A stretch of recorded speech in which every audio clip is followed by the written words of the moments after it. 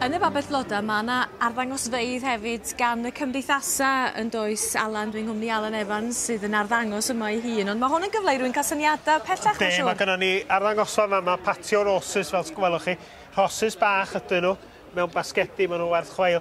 A mae'n rhaid rhoi syniadau fo'ch lliw yn yr ar a sut da chi'n mynd i arddangos nhw yn eich rar eich hun a medru defnyddio nhw. Ac fama mae gennym ni gymdeithas Llysia Cymru a rai wirfoddol yma, Jim ac Ann yma. Ar y fan, dych chi'n iawn? Dwi'n iawn. A maen nhw'n yma, a mae gennym nhw stondin yma sydd yn arddangos Llysia. Dwi'n cymryd oriau nhw osod nhw i fyny, a maen nhw tyfu nhw ac yn arddangos nhw ac yn promotio gan tatws o bob lliw a bob dim yma. Mae gennych chi runner beans, pys yma, cucumbers, bob dim, moron yma, mae hynna werth chweil. Digon i ysbrydoli pobl yn Wel, i tyfu nhw adra ynddo, wrth gwrs, dyna beth ni ar ôl bob tro. Dyma wireddu breuddwyd i chi personol yn i weld Cymdeithas Pys Per Cenedlaethol Cymru yma. Tro cyntaf erioed ydyn nhw arddangos yma. A mae'r cyfaill yma John wedi bod yn gweithio efo ni i arwain ni ar y tîm. Sut ydych chi, John? Da iawn, diolch. Ie, felly beth i hanes y stondin ar gymdeithas? Wel, fel mae Alan dweud, yma cyfle cyntaf ni gael Cymdeithas Pys Per Cymraeg. Mae'r enw i weld am y tro cyntaf erioed. A da ni falch ofnadwy cael y stondin yma lenni. A da ni wedi cael bedal air fawr.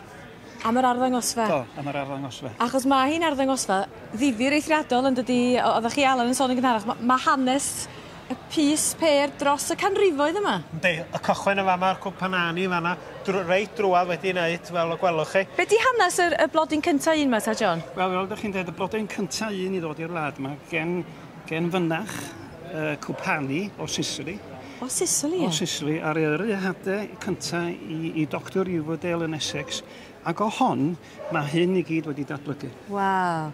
Mae'r arogl yn fendigedig, O, fendigedig. Felly, America 1896. Ie. Prima Donna. Ie. Dorothy Eckford, mae hwnna'n un boblogaidd iawn.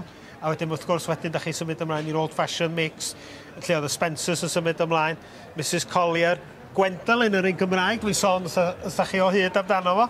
A wedyn High Scent, a wedyn mae gennym ni Turquoise Lagoon Shifter yma. A wedyn mae gennym ni rei bychin hen ffasiwn yma, a mae bobl di dotio at ein yn y sioe, rei bychin yma, a mae gennych chi perennial sweet pea hefyd. Ie, mae rei bychin yma yn anghyffredin, dyd y gwir, dydyn? Ynddi, mae nhw'n anghyffredin am liwi ar yr achos yn anffodus, does ddim sent ar hyn. Does na ddim? Ddim arogl ar hyn, nag oes. Felly, o'r cyfan i gyd, ar un di'r ffefryn?